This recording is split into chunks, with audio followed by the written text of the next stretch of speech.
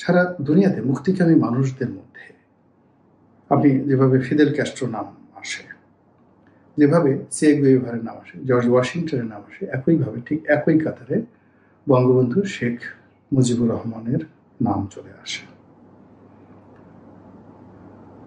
যেভাবে থমাস জেফারসনের নাম আসে, একইভাবে কর্নেল এম এ উসমানী, যিনি জেনারেল এম এ উসমানী হিসেবে পরিচিত, পাপা টাইগার হিসেবে পাকিস্তান আর্মিতে যার ব্যাপক পরিচিত ছিল, তার নাম আসে। একইভাবে জেনারেল আরোরা, জেনারেল মানেকশ, তাদের নাম আসে। সারা পৃথিবীতে আপনি এখানে বসে নয়, আপনি আল আজহার বিশ্ববিদ্যালয়ের লাইব্রেরিতে গিয়ে পড়ে দেখেন, আপনি লুভর মিউজিয়ামে গিয়ে দেখেন, তারপর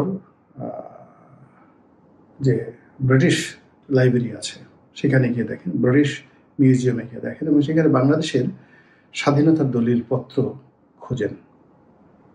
এরপর তুলনামূলকভাবে আপনি অন্যান্য দেশের স্বাধীনতা যুদ্ধের সঙ্গে তুলনা করেন, আপনি দেখেন যে বাংলাদেশের মহান মুক্তিযুদ্ধ, বঙ্গবন্ধু শেখ মুজিবুর রহমান, মুক্তিযোদ্ধা, এই জিনিসগুলো সারা বিশ্ব কিভাবে মাথায় করে